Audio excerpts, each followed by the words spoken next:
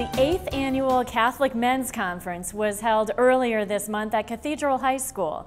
It was a day for men to devote to their spiritual lives. Grow in Holiness was the theme of this year's conference, which was attended by 650 men. Correspondent Peggy Weber spent the day there and said she found the conference to be hopeful and inspiring.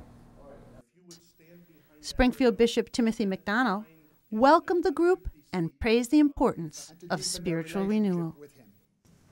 Today is a day to come apart and rest a while, an opportunity to realize that Christ is in our midst, because wherever 2 or 3 are gathered in His name, He's there with them. The day was jammed with a variety of activities and talks. Pat McCaskey, co-owner of the Chicago Bears, spoke about his grandfather, George Halas, the founder of the Bears and the National Football League. He noted the Bears have a game mass and chapel service before every home and away game. And who says the mass? We try to get the Pope because we think our games are important. We offer 2 tickets and $50.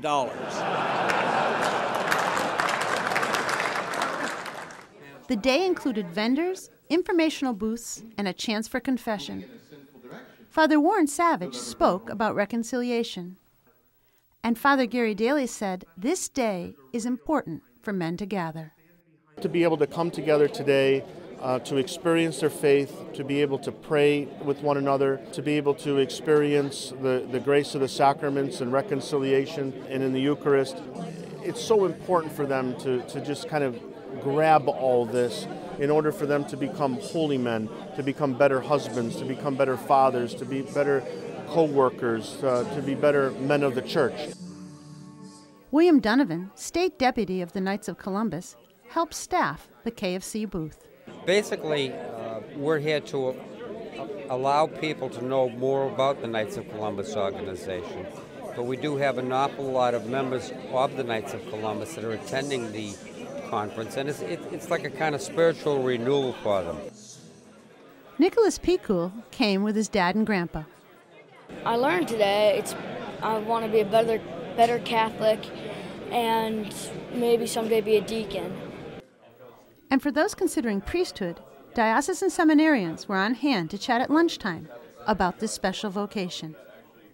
Youth Minister Sean Forrest served as Master of Ceremonies for the day, and many of the men contributed to his work in Haiti. A very moving part of the day was when Michael Preisler, a Polish Catholic and survivor of Auschwitz and Mauthausen concentration camps, spoke. He talked about forgiveness and faith during that terrible time. I still believe in God, and even in Auschwitz, I pray to people in Auschwitz. I prayed, like today, many times I have even say pray for all people. Deacon Bill Mosley of St. Charles in Pittsfield served in General George Patton's Third Army during World War II and helped liberate Auschwitz and Mauthausen. He came to the podium to meet Michael, and their connection brought the men to their feet for a standing ovation.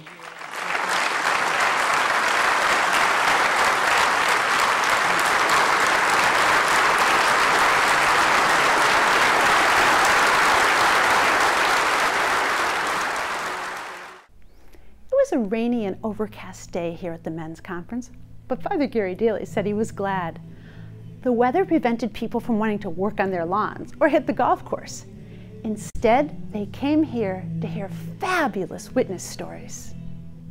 Latino men also listened to Paco Gavrilides, who provided spiritual enrichment in Spanish.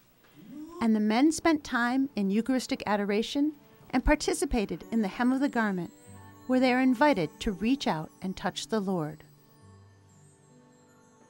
Raymond Arroyo of EWTN's The World Over Live encouraged the men to embrace their roles in the church. Now, some might say, wait a minute, what does God want with me? I'm no angel. I'm not a priest. I'm just an average guy here. Well, welcome to the club. What do you think the apostles were? The day concluded with a mass celebrated by Bishop McDonnell, and plans are already underway for next year's day. For Reel to Reel, I'm Peggy Weber. You can read Deacon Mosley's reflections on the day on the Diocesan blog, Western Mass Catholic Voices. Just go to our website on iobserve.org for the link.